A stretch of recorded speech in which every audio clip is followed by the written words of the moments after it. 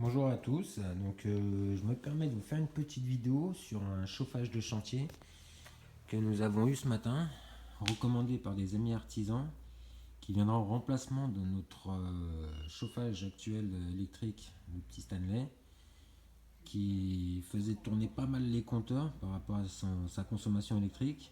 Et en niveau chauffage, ça restait vraiment de la pointe. Du coup, j'ai opté pour cette solution au propane. Donc j'ai adapté une bouteille de 13 kg qui vient directement se raccorder au cul du chauffage avec prise électrique aussi. Alors ce qu'il faut savoir pour le gaz propane, c'est toujours l'utiliser dans une pièce ventilée. Donc là de ce côté j'ai refermé la baie, mais je vais retourner l'ouvrir. L'autre côté c'est ouvert un petit peu. Tout simplement parce que ça chauffe déjà énormément, donc du coup on monte très vite en température. Et simplement aussi que le propane est plus lourd que l'air. Du coup, le propane stagne vraiment facilement dans la pièce. Donc s'il n'y a pas de courant d'air pour l'évacuer, on accumule pas mal.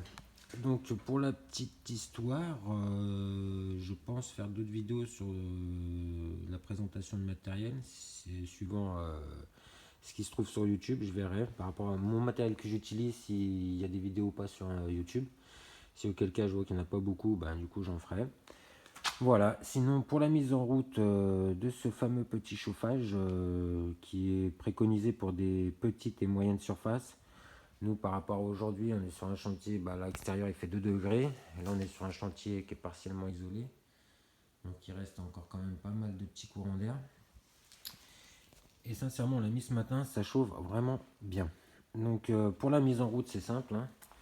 Le brancher, le raccorder, bien vérifier que tous les raccords sont bien vissés. Électriquement, voir si on est bien installé. La bouteille, vérifier que l'ouverture est totale et que le manot lui aussi. Hop.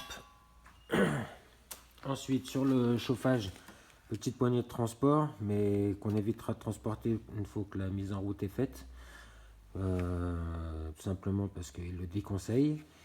Et surtout aussi, deuxième point hyper important, ne surtout pas le poser près de matériaux inflammables parce que ça crache vraiment.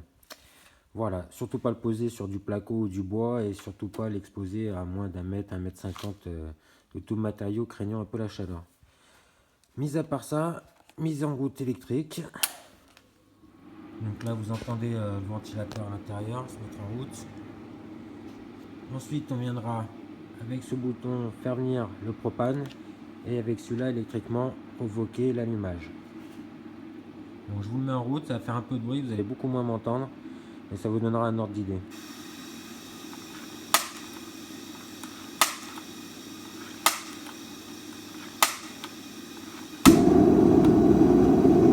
On reste appuyé sur le gaz pendant 10-15 secondes.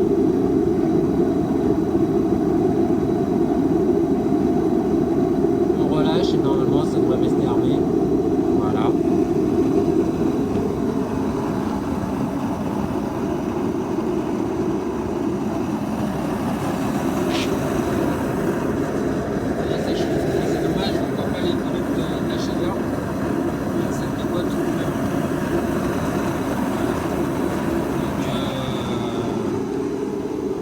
Sincèrement, je le conseille.